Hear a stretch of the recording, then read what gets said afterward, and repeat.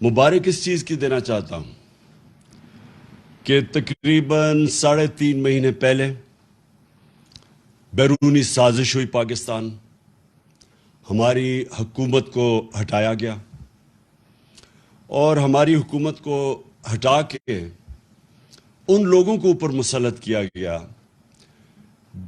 جو کیبنٹ کے 60% لوگ ضمانت پہ تھے، کرپشن کے کیسز تھے، کئی 30 سال سے کرپشن کر رہے تھے۔ تو ایک تو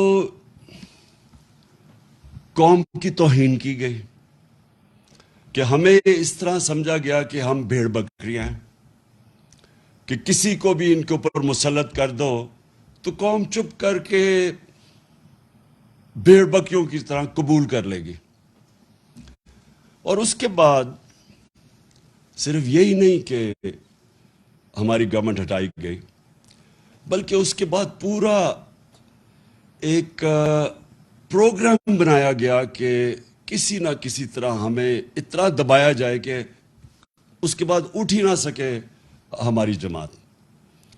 ہم نے جب 25 مئی کو ایک پرامن احتجاج کی کال دی اس بیرونی سازش کے خلاف، اور یہ جو ہمارے اوپر کرپٹ ترین لوگوں کو مسلط کیا گیا تھا، تو جب ہم نے کال دی تو ساری قوم کے سامنے جس طرح کا ظلم کیا گیا، ایک وہ جماعت جس کی کوئی تاریخ ہی نہیں آج تک کبھی انہوں نے توڑ پھوڑ کی ہو یا کوئی انتشار کی، پالیٹکس کی ہو، فیملیز نکلی ہوئی تھی، اور وہ ابھی بھی میری آنکھوں کے سامنے وہ سین ہے کہ جس طرح عورتوں پہ، بچوں پہ، فیملیز کے اوپر جس طرح شیلنگ کی گئی، اور پھر یہ سمجھا کہ یہ کرش کر دیں گے، ہمیں اتنا خوف زدہ کریں گے کہ ہم چپ کر کے گھروں میں بیٹھ جائیں گے۔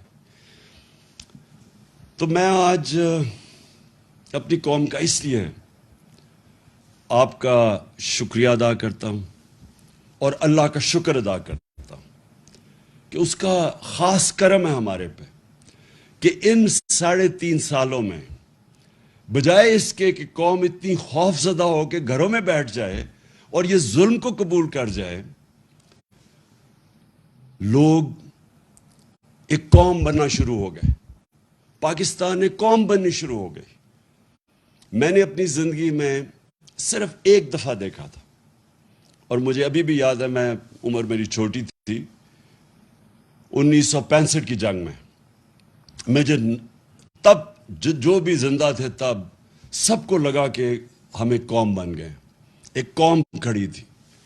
تو یہ میں نے پہلی دفعہ اس کے بعد اپنے ملک کو ایک قوم بنتے دیکھا۔ جس طرح لوگ نکلے ہیں اس بائی الیکشنز میں نے جو 2018 کا جنرل الیکشن تھا، جب ہمارا پورا ویو آیا ہوا تھا، تب میں نے پبلک کو ایسے نہیں نکلتے دیکھا جس طرح یہ جو 20 بائی الیکشن ہوئے ہیں پنجاب میں، جس طرح اس وقت میں نے اپنی قوم کو نکلتے دیکھا۔ اور ہر چیز کے باوجود میں اس لیے بھی آپ کو آج مبارک دیتا ہوں، اللہ کا شکر ادا کرتا ہوں، اپنی قوم کا شکریہ ادا کرتا ہوں کہ ہر حربہ استعمال کیا گیا ہمیں ہرانے کا۔ پہلے تو ایک غیر آئینی طور پہ اس کو حمزہ کو بٹھا دیا گیا، پنجاب کا وزیر اعلیٰ، اس کی کوئی آئینی حیثیت نہیں تھی، اور اس کو سپریم کورٹ نے کہا کہ تم نے کوئی بھی اسٹیٹ مشینری، ایڈمنسٹریشن، پولیس کو بالکل استعمال نہیں کرنا یہ الیکشن کو متاثر کرنے کے لیے۔ اس نے ہر چیز استعمال کی، اس نے ایڈمنسٹریشن استعمال کی، ہمارے اوپر پورا، یعنی کوئی کسر نہیں چھوڑی کہ انہوں نے الیکشن کو متاثر کرنے کے لیے۔ اور جو سب سے شرمناک رول تھا وہ پاکستان کی الیکشن کمیشن کا تھا۔ الیکشن کمیشن نے پورا مل کے نون لیگ کے ساتھ یا حمزہ کے ساتھ پورا مل کے انہوں نے ہمیں الیکشن ہرانے کی کوشش کی۔ تو یہ ایک معجزہ ہے کہ اس سب چیز کے باوجود، صرف کیونکہ ایک زندہ قوم کھڑی تھی، ایک زندہ قوم نظر آئی. جس طرح لوگوں نے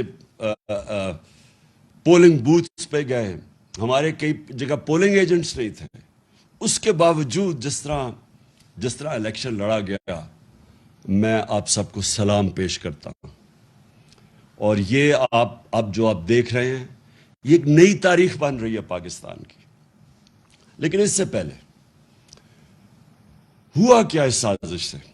میں اپنے جلسوں میں بھی کہہ بیٹھا ہوں, لیکن میں آپ کو بار بار یہ چیز دہرانا چاہتا ہوں کہ ہمارے ملک سے ہوا کیا, کہ ایک ملک جو ترقی کر رہا تھا, جو سارے پاکستان کے جو معیشت کے جو انڈیکیٹرز ہوتے ہیں, یعنی جو اکنامک انڈیکیٹرز ہوتے ہیں, وہ سارے صحیح راستے پہ جا رہے تھے. پاکستان کی اکنامک سروے جو اس حکومت کی سروے جو You only get one shot to get it right. At Beacon House College Program, your best shot. Welcome to a life like no other. Beacon House College Program, creating tomorrow. غلطی ہے, انہوں نے جو جون میں economic survey نکالی, اس کے مطابق پاکستان 6% اپنی اس کی جو معیشت تھی گرو کر رہی تھی, یعنی ہماری دولت کے اندر 6% اضافہ ہو رہا تھا, اور اس سے پچھلے سال 5.6% پہ اضافہ ہوا. یہ 2 سال جو تھے, 17 سال کے بعد پاکستان نے 2 سالوں میں اس طرح کی ترقی کی, 17 سالوں کے بعد. اور وہ کب پہلے تھا؟ جنرل مشرف کے دور میں. تب کیوں ترقی ہوئی؟ کیونکہ ہم امریکہ کی جنگ لڑ رہے تھے, اور جب ہم امریکہ کی جنگ لڑ رہے تھے تو ڈالرز آ رہے تھے باہر سے. وہ ہم اپنی وجہ سے نہیں, باہر سے پیسہ آ رہا تھا, جس کی وجہ سے پاکستان نے ترقی کی. یہ 17 سال کے بعد اس طرح کی ترقی ہوئی. ہماری زراعت 4.4% پہ اوپر آئی. 4 ہماری جو فصلیں تھیں ان کی بمپر کراپ یعنی ریکارڈ پیداوار ہوئی 2 سال. جو فیوچر ہے پاکستان کا, ٹیکنالوجی کا, ہم نے جو اپنی ٹیکنالوجی کی جو سیکٹر کی مدد کی, 2 سالوں کے اندر 75% ہماری آئی ٹی کی ایکسپورٹس بڑھی. اور ہم جو باقی ہمارے پلانز ابھی آگے تھے, ٹیکنالوجی زونز کو جو ابھی ڈیولپ کر رہے تھے, باہر سے انویسٹمنٹ آ رہی تھی, وہ بیچ میں رہ گئی. لیکن ٹیکنالوجی کی طرف ہم پورے اپنی, کیونکہ نوجوان آبادی ہماری, یہ فیوچر ہے, اس کے اوپر بھی, اس راستے پہ بھی نکل گئے تھے. اور جو سب سے زیادہ ضروری جو مجھے خوشی ہوئی جس چیز کی, کہ ہم نے پاکستان کے اندر پہلی دفعہ ایک اپنے ملک کو فلاحی ریاست کی طرف لے کے جا رہے تھے. اور وہ کیا کہ ہم نے وہ چیز کی جو آپ اکثر دنیا کے ملک میں دیکھ لیں, ہیلتھ کارڈ, ہیلتھ انشورنس. ایک غریب گھرانے کے لیے جو سب سے تکلیف دہ چیز ہوتی ہے, جو بے بسی ہوتی ہے غریب گھرانے میں, وہ تب کہ اگر بیماری ہو گھر میں اور پیسہ نہ ہو علاج کروانے کا. اور یہ جو بھی, میں بلکہ غریب گھرانے چھوڑے, سفید پوش گھرانوں کے اندر بھی یہ ہوتا ہے کہ کئی دفعہ ہوتا کیا ہے کہ ایک ایسی بیماری آ جاتی ہے جس کی وجہ سے جو بجٹ ہے ایک خاندان کا وہ اپسیٹ ہوتا ہے, اور وہ خاندان ہی مقروض ہو کے غربت کی لکیر سے نیچے چلا جاتا ہے. تو یہ بہت بڑا قدم ہم نے اٹھایا تھا کہ اپنے لوگوں کو ہیلتھ انشورنس 10 لاکھ روپے 1 سال میں خاندان کسی بھی ہسپتال میں جا کے اپنا علاج کروا لے. تو پہلی دفعہ غریب لوگ پرائیویٹ ہاسپٹلز میں جا کے علاج کروا رہے تھے. تو فلاحی ریاست کے لیے ہیلتھ کارڈ جو سب سے ضروری. پھر ہم نے اپنے جو ہمارا احساس پروگرام تھا, جس کی پوری کوشش تھی لوگوں کو غربت سے نکالنے کی, وہ دنیا کے اندر اس کی پذیرائی ہوئی. ورلڈ بینک نے اس کو دنیا میں جو کرونا کے دور میں 4تھا پروگرام دیکھا جو سب سے کامیاب غربت کم کرنے والا پروگرام تھا, پاورٹی ایلیویشن کا پروگرام, 4تھے نمبر پہ ورلڈ بینک نے. اسٹینفورڈ یونیورسٹی کی ابھی رپورٹ آئی ہے کہ پاکستان کا جو احساس پروگرام تھا وہ پاکستان کو ایک فلاحی ریاست کی طرف لے کے جا رہا تھا. کامیاب پاکستان پروگرام، ہم نے 20 لاکھ خاندان کو نیچے قرضے دینے شروع کیے سود کے بغیر، گھر بنانے کے لیے، اپنی کوئی کاروبار شروع کرنے کے لیے، اور پھر کسانوں کو ہم نے دیا قرضے اپنی زمین کو بہتر کرنے کے لیے سود کے بغیر۔ یہ ساری چیزیں لے کے جا رہی تھی پاکستان کو فلاحی ریاست بنانے میں۔ اور یہ یاد رکھیں کہ اس دور میں کرونا ہوا پاکستان میں، کرونا جو دنیا کے اندر ایک ایسی بیماری آئی کہ ساری ایک صدی میں ایک دفعہ اس طرح کی بیماری آتی ہے، اور اس کی وجہ سے جو دنیا کے اوپر اثرات ہوئے، ہندوستان میں ہوئے، ایران ہمارے ساتھ ہمسایوں کو، اور وہ دیکھیں کہ جو پاکستان جس طرح اس مشکل وقت سے نکلا، تو وہ بھی انٹرنیشنلی اکنالج کیا گیا، World Health Organization, World Economic Forum, ان سب نے اس چیز کو تسلیم کیا کہ پاکستان ان 3 ملکوں میں سے تھا جنہوں نے سب سے بہتر اس وبا کے دوران اپنی عوام کو بھی بچایا، بیماری سے بچایا، غربت لوگوں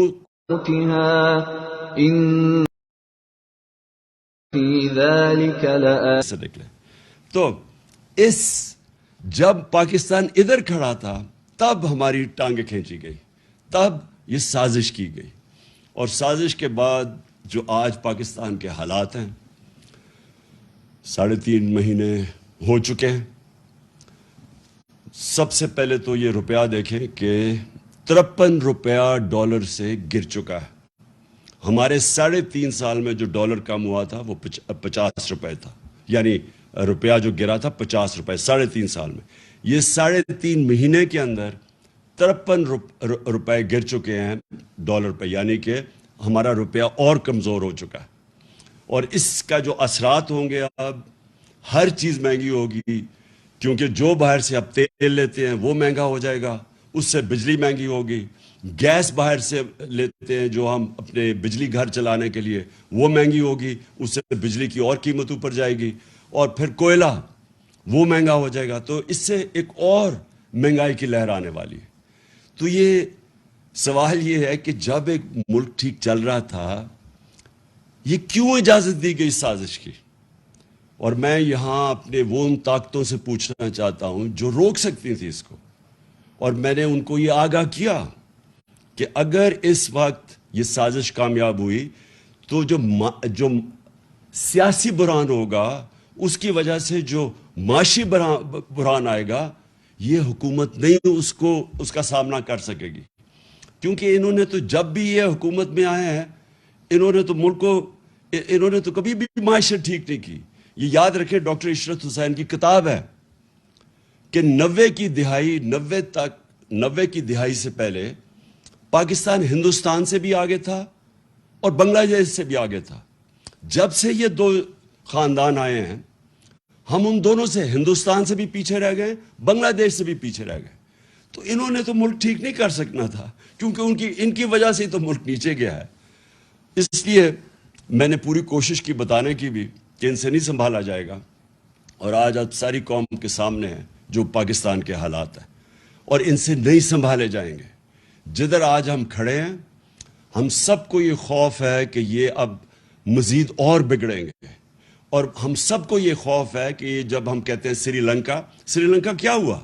سری لنکا میں آخر میں وہ بحران ادھر تک پہنچ گیا کہ ان کے پاس پیسے نہیں تھے تیل دینے کے لیے، اور جب وہ نہیں تھے تو وہ سارا جو ملک آپ کے سامنے ہے وہی رک گیا، اور اس کی وجہ سے پبلک سڑکوں پہ آ گئی۔ تو اس لیے بہت ضروری ہے کہ ابھی سے، میں اب آگے کا آپ کو بتا رہا ہوں کہ اب کیا کرنا کیا ہے۔ میرے خیال میں سب سے ضروری پہلی چیز کرنی ہے، اور میں اب سے نہیں کہہ رہا، جب یہ میری حکومت گرا بھی رہے تھے تو آپ کو پتہ ہے کہ میں نے تب خود ہی اپنی حکومت گرا کے میں نے الیکشن اناؤنس کر دیے تھے۔ مجھے تب بھی پتا تھا کہ ایک ہی طریقہ ہے کہ بجائے باہر سے کوئی سازش کر کے ہماری حکومت گرائے، ہمارے لوگ فیصلہ کریں کہ کس نے پاکستان کی قیادت کرنی ہے، کیوں کوئی بیرونی سازش کے تحت کوئی آ کے ہمارے اوپر بیٹھ جائے۔ تو لہٰذا میں نے تب بھی خود ہی فیصلہ کر کے اپنی گورنمنٹ گرا دی تھی اور الیکشنز اناؤنس کر دیے تھے۔ آج بھی میں یہ کہہ رہا ہوں اور میں کہنا چاہتا ہوں کہ تب اگر الیکشن کروا دیے جاتے تو آج پاکستان کو اس بحران کا سامنا نہ کرنا پڑتا.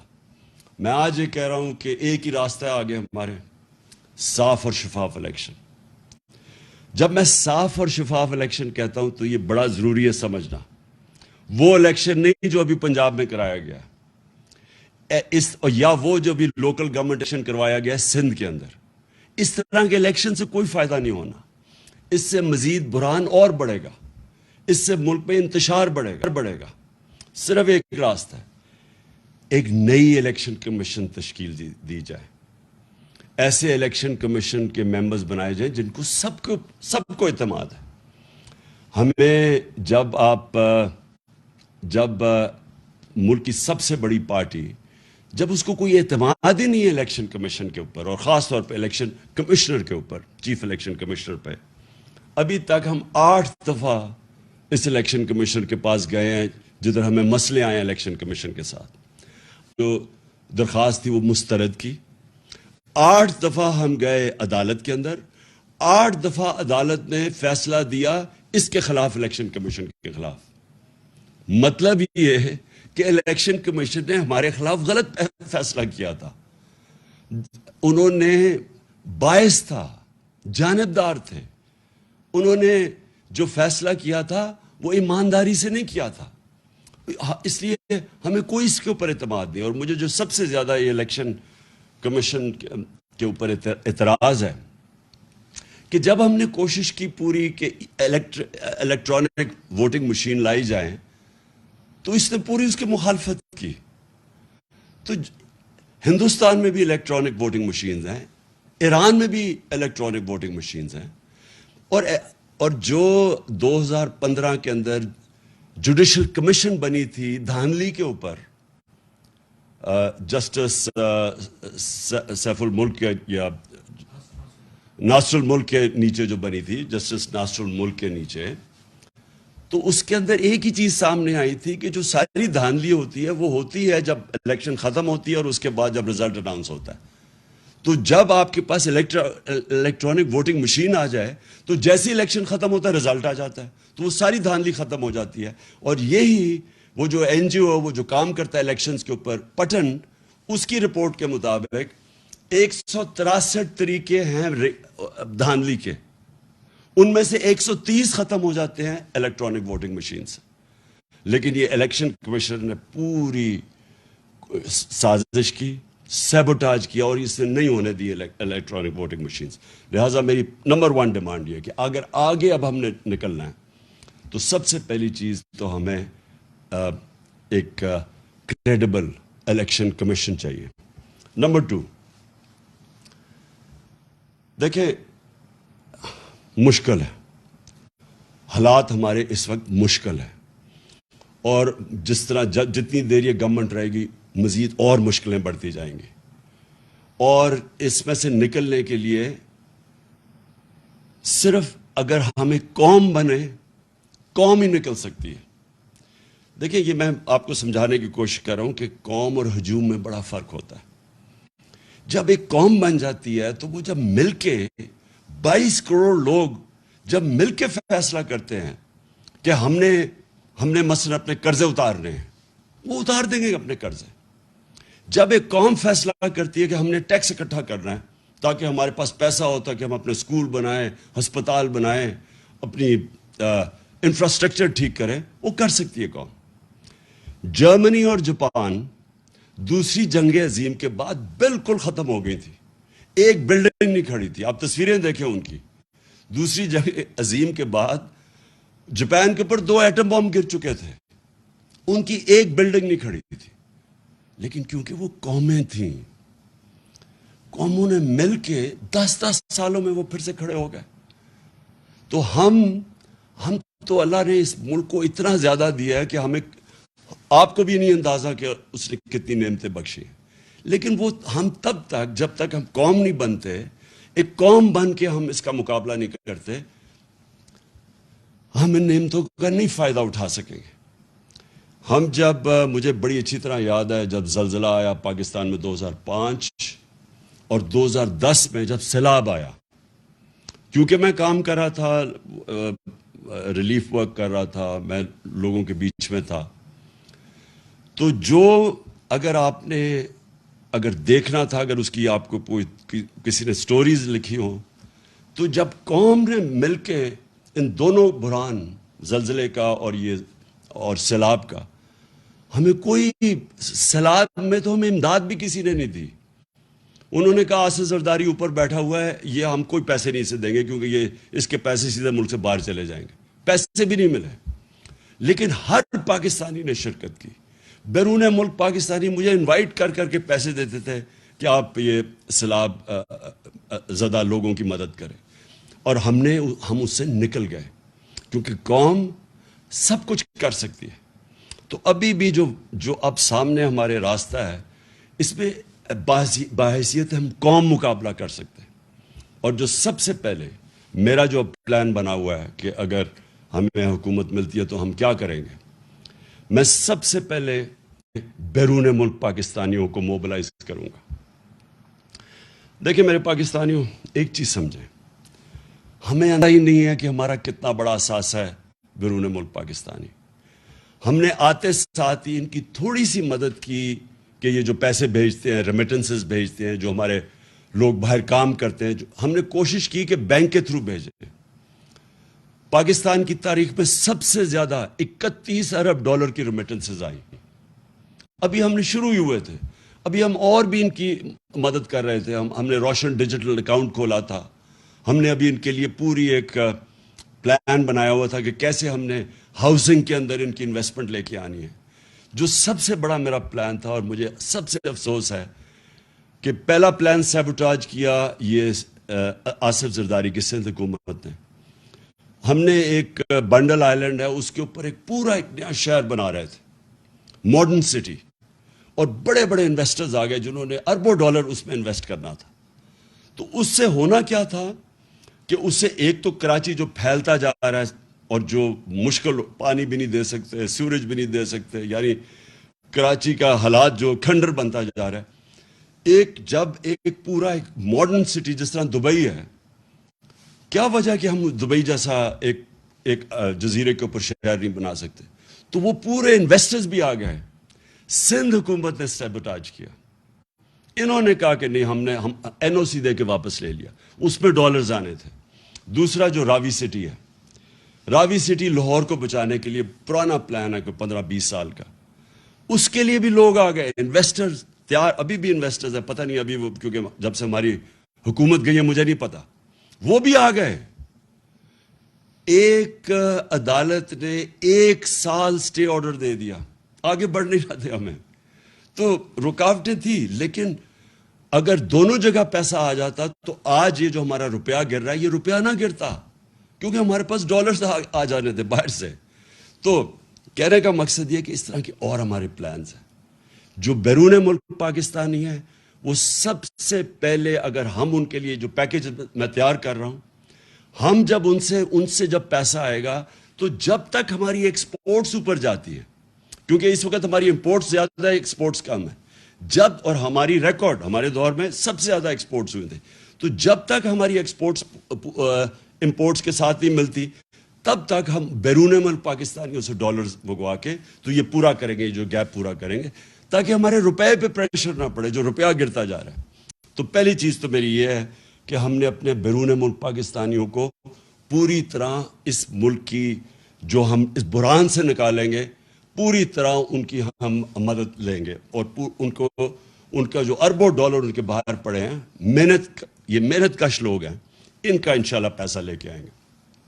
یہ کبھی بھی پیسہ جو ابھی حکومت میں بیٹھے ہیں، کبھی ان کو پیسہ نہیں دیں گے. کیوں نہیں وہ پیسہ دیں گے؟ ابھی ریمیٹنسز نیچے چلی گئی ہیں. کیوں نہیں دیں گے؟ کیونکہ ان کو کہتے ہیں پیسہ پاکستان لے کے آؤ، اور یہاں سے ہی اپنا پیسہ باہر نکال دیتے ہیں. یعنی یہ کس طرح کی لیڈرشپ ہے کہ خود اپنے ان کے اربوں ڈالر باہر پڑے ہوئے ہیں، اور دوسروں کو کہتے ہیں کہ پاکستان میں آ کے پیسہ انویسٹ کرو. کیوں بیرون ملک پاکستانیوں نے اتنے بڑے مظاہرے کیے ان کے خلاف؟ جب ہماری حکومت گرائی ہے، کبھی پاکستان کی، ہماری تاریخ میں بیرون ملک پاکستانی اس طرح کبھی نکلے ہی نہیں باہر مظاہرہ کرتے ہوئے. کیوں وہ نکلے ہیں؟ کیونکہ ان کو پتہ ہے کہ ان کی اربوں ڈالرز کی پراپرٹیز باہر پڑی ہوئی ہیں. تو ان کو کہتے ہیں پاکستان میں پیسہ انویسٹ کرو, یہاں سے پیسہ چوری کر کے باہر لے جاتے ہیں. تو ان کے ہوتے ہوئے کوئی باہر سے پیسہ نہیں آنے لگا, اس لیے یہ ہاتھ پھیلا کے پھرتے ہیں کبھی کسی ملک کے پاس. اور یہ واقعی اس قوم کے لیے شرمندگی ہے کہ ہمیں میرے دور میں جو مجھے سب سے شرمندہ ہونا پڑا کہ جب یہ خزانہ خالی چھوڑ کے چلے گئے تھے. آپ کو پتہ ہے سب سے بڑا خسارہ یہ چھوڑ کے گئے تھے, کرنٹ اکاؤنٹ ڈیفیسٹ جسے کہتے ہیں, 2018 میں. تو مجھے مجبوراً جانا پڑا اپنے دوست ملکوں کے پاس پیسہ لینے کے لیے. تو بڑا شرم آتی ہے, حالانکہ میں 30 سالوں سے شوکت خانم کے لیے پیسے اکٹھے کرتا ہوں, لیکن جب میں پاکستانیوں سے پیسے اکٹھے کرتا ہوں مجھے شرم نہیں آتی, کیونکہ پاکستانیوں کا ہاسپٹل ہے. لیکن جب کسی باہر والے سے جس طرح مجھے پیسہ مانگنا پڑا پاکستان کے لیے, میں آپ کو یقین دلاتا ہوں کہ یہ میرے لیے تو شرم مجھے آتی کے لیے برا ہے. وہ پاکستانیوں کی عزت نہیں کرتے جس ملک کے سربراہ جا کے دنیا سے پیسے مانگتے ہیں. اس لیے انشاءاللہ اس بار ہم نے پلان بنایا ہوا ہے کہ ہم نے صرف اپنے بیرون ملک پاکستانیوں سے پیسہ اکٹھا کرنا ہے, اور ان کے پاس اتنا پیسہ ہے کہ ہمیں کوئی IMF کے پاس جانا نہیں پڑے گا انشاءاللہ. دوسری چیز دیکھیں, پاکستان کا جو سب سے بڑا مسئلہ ہے وہ ہے جس کو انگریزی میں کہتے ہیں رول آف لا, مطلب انصاف, مطلب قانون کی حکمرانی, مطلب کہ قانون کے سامنے سب ایک برابر. اصل میں جو ہمارے نبی صلی اللہ علیہ وسلم کی جو ایک حدیث ہے وہ سب کچھ کہہ جاتی ہے کہ تمہارے سے پہلے بڑی قومیں تباہ ہوئیں, جو طاقتور ڈاکو چوری کرتا تھا اس کو نہیں پکڑتی تھی اور کمزور کو جیل میں ڈال دیتی تھی, اور یا میری بیٹی بھی اگر چوری کرے گی تو اس کو سزا ملے گی. یعنی کوئی قانون سے اوپر نہیں ہے. یہ سب سے بڑی جنگ ہے پاکستانی. میرے پاکستانیوں سمجھ جاؤ, یہ ہے اصل جہاد اس ملک کی. جب تک اس ملک میں ہم انصاف نہیں قائم کریں گے, جب تک کہ یہ طاقتور ڈاکو ملک میں دندناتے پھریں گے, اور جب بھی ان کو کوشش ہوگی ان کو قانون کے نیچے لانے کی, یہ بلیک میل کریں گے, دھمکیاں دیں گے. یہ انہوں نے کیا تماشا کیا کل ہماری سپریم کورٹ کے ساتھ. سپریم کورٹ ایک چھوٹا سا سوال پوچھ رہا تھا, چھوٹا سا سوال تھا کہ صرف یہ بتا دو کہ کہاں, اور سپریم کورٹ کی رولنگ کو وہ بات تھی, وہ سپریم کورٹ یہ کہہ رہا تھا ایک جگہ ہمیں بتا دو کہ کیا پارٹی ہیڈ فیصلہ کرتا ہے یا پارلیمنٹری ہیڈ فیصلہ کرتا ہے. بس یہ چاہتا, کیونکہ پارلیمنٹری ہیڈ نے فیصلہ کیا تھا اور پرویز لائی جیت گیا تھا. یہ کہہ رہے تھے کہ جی پارٹی ہیڈ جس کو انہوں نے آصف زرداری گیا اس کو شام کو مل کے, اور اس نے اس کو کہا کہ جی پارٹی ہیڈ نے دوسرا فیصلہ کر دیا. اب قانون کے اندر واضح سب کو ہے, کسی وکیل سے پوچھ لیں کہ کسی صورت یہ جو یہ کہہ رہے تھے وہ غلط تھا کہ پارٹی ہیڈ کا نہیں فیصلہ تھا, یعنی چودھری شہزاد کا فیصلہ نہیں تھا. کیا کیا انہوں نے نہیں کیا عدلیہ سے. سارے وہ ایک سے ایک بڑا ملک کا ڈاکو بیٹھ گیا ٹیبل پہ, اور ایک سے ایک شروع ہو گیا برا کوئی عدالتوں کو برا بھلا کہنا, تھریٹن کرنا, یعنی دھمکیاں دینا. اور یہی تھا جب نواز شریف کے یہ جو مریم کے نام پہ یہ جو فلیٹ پکڑے گئے پینما میں, یہ تو بیرونی انکشاف ہوا تھا. پینما کے جب جج بیٹھے ہوئے تھے وہ ایک ہی سوال پوچھتے رہے کہ یہ بتا دو کہ پیسہ, آپ نے کہا ہاں ہمارے یہ 4 بڑے بڑے محلات ہیں, بس یہ بتا دو کہ پیسہ کدھر سے آیا خریدنے کا. وہ جواب نہ دیں, سارے دنیا کی جواب دیتے رہے, اور وہ یہ بات صرف یہ کہنے کی, یہ قانون کے اوپر سمجھتے ہیں اپنے آپ کو. یہ سمجھتے ہیں کہ یہ قانون صرف کمیوں کے لیے ہے, یہ صرف عام لوگوں کے لیے قانون ہے, ہم کوئی بہت ہی خاص چیز ہے جو قانون سے اوپر ہے. اور یہ سب سے بڑا مسئلہ ہے پاکستان کا. جب تک ہم ان بڑے بڑے مافیاز کو, یہ جو بڑے بڑے کارٹیلز بیٹھے ہوئے ہیں, مونوپولیز بیٹھی ہوئی ہیں, یہ جو ملک کے قیمتیں اوپر بٹھا, جس طرح شوگر مافیا بیٹھ کے اوپر چینی کی قیمت کر دیتا ہے, عوام کو پستا ہے, جب تک ہم ان لوگوں کو قانون کے نیچے نہیں لے کے آئیں گے, پاکستان ترقی نہیں کر سکتا. اور یہ ہے اس ملک کی جنگ. آج سے 26 سال پہلے میں نے جب اپنی پارٹی اناؤنس کی تھی تحریک انصاف, اس کا مطلب ہی یہ تھا, کیونکہ میں تو باہر دنیا میں دیکھ لیا تھا, میں تو برطانیہ میں یہ جو قانون کی حکمرانی ہے دیکھ لی تھی, وہاں تو کوئی قانون کے اوپر نہیں ہے. آپ یہ سوچیں کہ ان کا پرائم منسٹر بورس جانسن بھاری اکثریت سے جیتتا ہے الیکشن, اس کی پارٹی اس کو نکال دیتی ہے. کیوں نکالتی ہے؟ صرف ایک چیز سے, انہوں نے کہا سب کے لیے قانون تھا کہ کورونا کے دوران آپ نے اکٹھے نہیں ہونا, تو آپ کیوں اکٹھے ہو گئے؟ اس چیز کے اوپر اس کو نکال دیتے ہیں. یہاں اربوں روپے کی پراپرٹیز ان کی باہر پکڑی جاتی ہیں, جواب دے نہیں سکتے, اور وہ لیڈر بنے ہوئے ہیں. اور اس کی دو وجوہات ہیں. سب کہ اس ملک کے اندر ہم نے آنے نہیں دی قانون کی حکمرانی. یا ملٹری ڈکٹیٹرز تھے, وہ ویسی قانون کے اوپر تھے, وہ ویسی قانون توڑ کے آتے تھے. پچھلے 62 سال میں آدھا وقت ملٹری ڈکٹیٹرز رہے ہیں اور آدھا وقت یہ دو خاندان رہے ہیں. اور یہ دو خاندان جب بھی ان کو کوشش کرتے ہیں, ان کے کرپشن کیسز, یہ سارا وقت یا تو ملک سے باہر بھاگ جاتے ہیں, اور یا پھر یہ سارا وقت یہ کہتے ہیں کہ جی آپ کی جرت کیسے پڑی کہ ہمیں قانون کے نیچے لانے کے لیے. اور جب تک یہ نہیں ہوگا میرے پاکستانیوں, جب تک ہم اپنے ملک میں انصاف قائم نہیں کر سکیں گے, جس ملک میں صرف غریب لوگ جیلوں میں جائیں اور طاقتور ڈاکو ایوانوں میں پھرے, پرائم منسٹر بن جائے, اتنے بڑے کیسز ہوں, جب تک ہم یہ نہیں کر سکیں گے, یہ ہے اصل جہاد اس ملک کی. تو میری کوئی کسی سے دشمنی نہیں ہے. مجھے یہ بڑا عجیب لگتا ہے کہ کہتے ہیں جی, مجھے کئی صحافی بھی کہتے ہیں عمران صاحب آپ ان سے کیوں نہیں بات چیت کرتے, آپ بات ہی نہیں کرتے. بات چیت سب سے کرتا ہے پولیٹیشن. طالبان ہیں, جو ٹی ٹی پی ہے, ان سے بھی بات کرنے کے لیے ہم تیار ہیں. ہم وہ جو بلوچستان کے اندر جو سیپریٹسٹ ہیں ان سے بھی بات کر سکتے ہیں. سندھ میں جو کہتے ہیں سندھو دیش, ان سے بھی سب سے بات کر سکتے ہیں. لیکن جس دن آپ چوروں کے ساتھ ڈیل کرتے ہیں, آپ کا معاشرہ تباہ ہو جاتا ہے. میں آپ سے پوچھتا ہوں, کیا اگر آپ کے گھر کا کوئی ڈاکہ مار لے اور آپ کہیں جی آپ اس سے بات کریں, آپ کیوں نہیں بیٹھ کے بات چیت کر دیتے, تو وہ تو سارے ڈاکے مارنے شروع ہو جائیں گے. آپ اگر جب تک سزائیں نہیں دیں گے ڈاکے مارنے والوں کو, تو معاشرہ تو چلتا ہی نہیں آگے. یہ ذہنوں میں ڈال لیں کہ بات چیت میری کوئی ذاتی دشمنی نہیں ہے, لیکن اگر ہم نے ملک کو بچانا ہے, اور کوئی ملک آج مجھے بتا دے, سوئٹزرلینڈ, جو ملک خوشحال ہے, سارے خوشحال ملکوں کے اندر ایک چیز ہے, کوئی قانون سے اوپر کوئی انسان نہیں ہے. اور یہ ہمارے, پھر سے میں اپنی قوم کو بار بار بتاتا ہوں کہ میرے پیارے نبی صلی اللہ علیہ وسلم نے 1500 سال پہلے تقریباً یہ کہہ دیا تھا کہ اگر تم نے تباہ ہونا ہے تو طاقتور ڈاکوں کو چھوڑ دو اور کمزور کو پکڑو. اور یہ ہمارا اس وقت سب سے بڑا چیلنج ہے. اس کے بعد جو اللہ کا حکم ہے امر بالمعروف. دیکھیں, میں نے اپنا ٹائم کتنے 20-25 سال گزارے ہیں برطانیہ کے اندر. اتنا بڑا فرق ہے ان کے اور ہمارے معاشرے میں.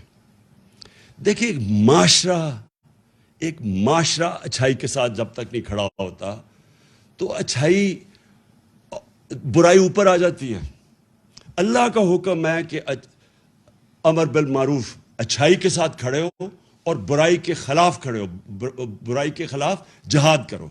یہ جس کو کہتے ہیں, جب تک آپ اپنی اخلاقیت کا معیار اوپر نہیں اٹھاتے, معاشرہ اوپر نہیں جاتا.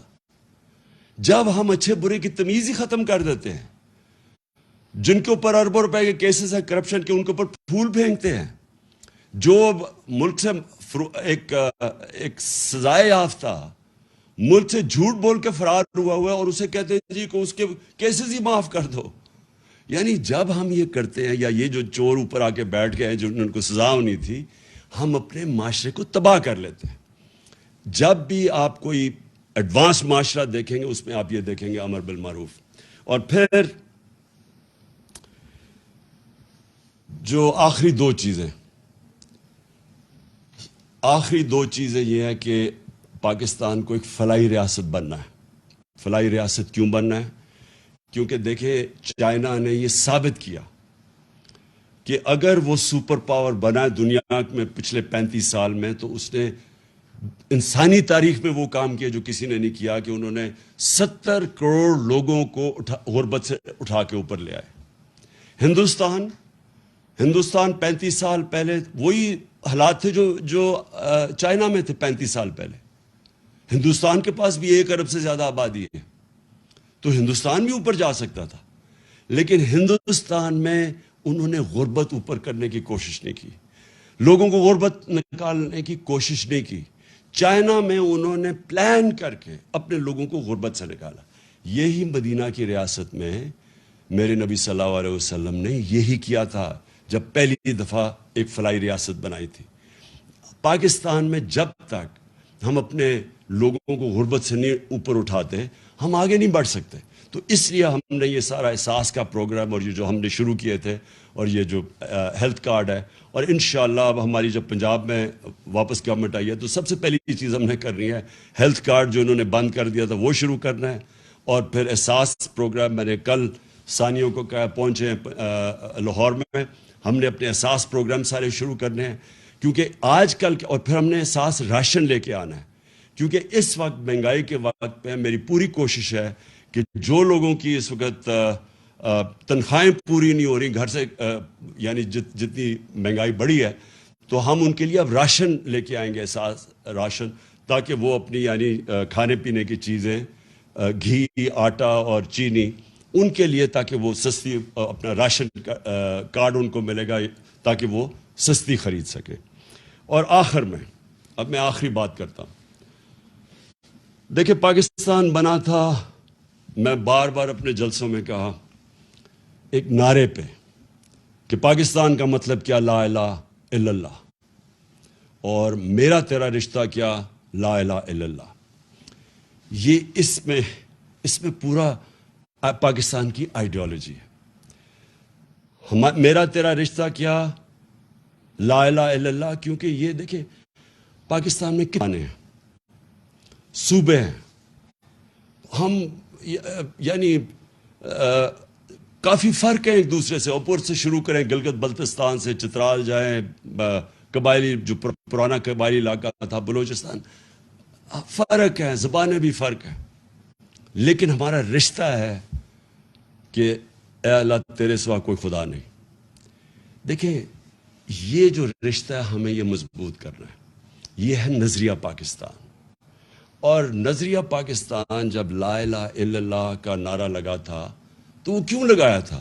کیونکہ جو ہمارے فاؤنڈنگ فادرز تھے، علامہ اقبال اور پھر قائد اعظم، ان کی علامہ اقبال کا ساری جو آپ پڑھیں، ان کی جو انہوں نے جو ساری اپنی فلسفہ ان کا لکھا، سوئے ہوئے مسلمانوں کو جگا رہے تھے،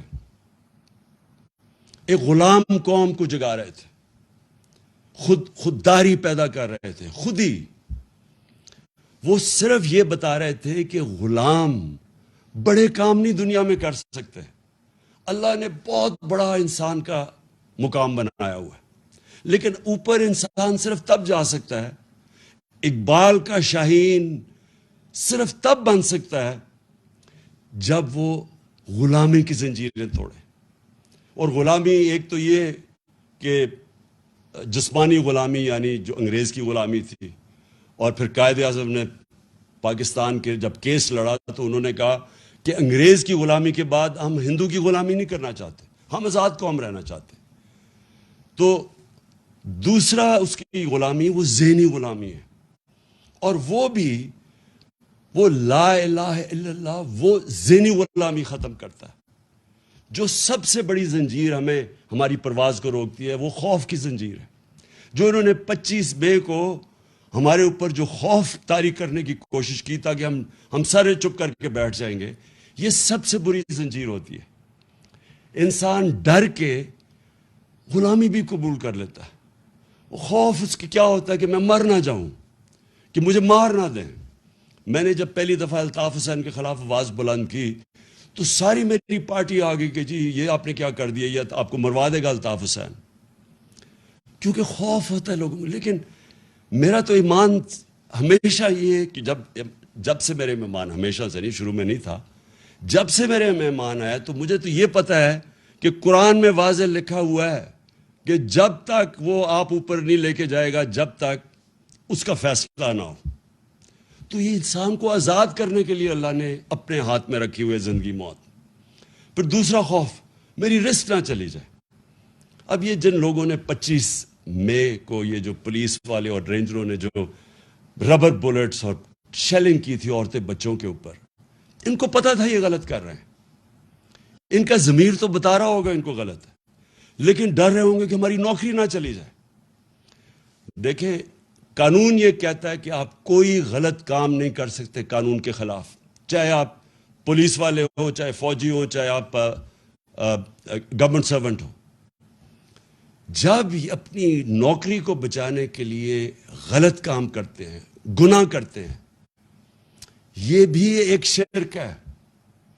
آپ اپنے ضمیر کو جب بیچتے ہیں، لالچ کو پیسے دے کے آپ کو خریدتا ہے، یہ جو ابھی بکے ہمارے لوگ بھیڑ بکریوں کی طرح، یہ بھی شرک ہے، کیونکہ اللہ الحق ہے.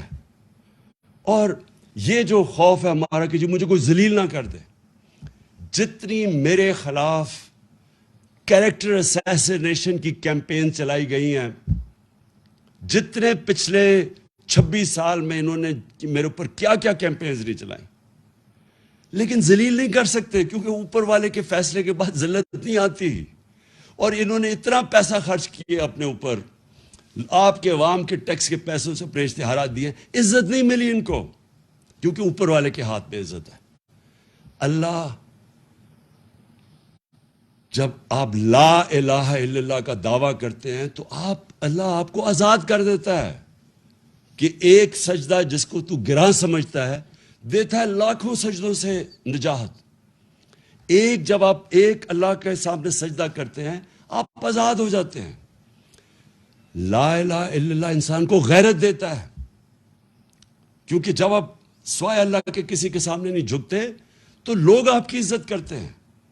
اور قوموں کا بھی یہی ہے کہ جب ایک دھمکی آئے امریکہ سے اور ایک دھمکی کے اوپر ہم ان کی جنگ میں شامل ہو جائیں اور اپنے 80,000 لوگوں کو قربان کر دیں امریکہ کے لیے، اور پھر برا بھلا بھی وہ ہمیں کہیں، اور ہم اپنے لوگوں اپنا قبائلی علاقہ تباہ کر دیں ان کو خوش کرنے کے لیے، اور ہم 100 ارب ڈالر سے اوپر اپنے ملک کا نقصان کر دیں، اور ہمارے ملک میں 400 ڈرون اٹیک کریں جس کی کوئی مثال ہی نہیں ہے کہ آپ جس ملک کی مدد کر رہے ہیں وہ آپ کے اوپر ہی ڈرون اٹیک کر رہا ہے، عورتیں بچے مار رہے ہیں، اور کوئی بولے نہ خوف کی وجہ سے کہ وہ امریکہ سپر پاور ہے.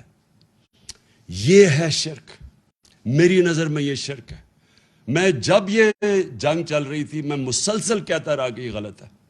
مجھے کہہ رہے تھے طالبان خان ہے اور ہر قسم کی میرے اوپر، بلکہ یہ اخباروں میں پڑھے مجھے انہوں نے کیا کیا کہا کہ دہشت گرد ہے اور یہ اور وہ ہے. دیکھیں میں اپنی قوم کو سب کو کہنا چاہتا ہوں، ہم نے اپنے آپ کو ذلیل کیا ہے یہ شرک کر کے. آپ ریمنڈ ڈیوس مزنگ کے اندر دن دہاڑے 2 پاکستانیوں کو 19 اور 20 سال کے لڑکوں کو گولی مار دیتا ہے. اس کی بیوی خودکشی کر لیتی ہے کہ مجھے یہ انصاف نہیں ملے گا کیونکہ امریکن نے گولی ماری ہے. آپ کو پتہ ہے کہ پاکستان کے انصاف کے نظام نے کیا کیا؟ اس کو پکڑ کے امریکنز کو واپس کر دیا اور وہ کھلا پھرا تھا. کیا پاکستانی وہاں یہ کرے تو کیا وہ معاف کریں گے؟ ہمارے ایمل کانسی نے امریکہ کے اندر 2-3 لوگ قتل کر دیے اور وہ پاکستان آ گیا. انہوں نے پاکستان آ کے ہمارے قانون کے یعنی ہماری عدالتوں کے بغیر یہاں سے آ کے اغوا کر کے لے گئے، اور ہم نے ان کی مدد کی اغوا کرنے کے لیے. اور امریکہ کے اندر جج پوچھتا ہے کہ آپ نے پاکستان سے اس کو اٹھا کے لے آئے، کیسے آئے؟ تو اس کا وکیل کہتا ہے کہ پاکستان ڈالر سے لیے اپنی ماں کو بھی بیچتے.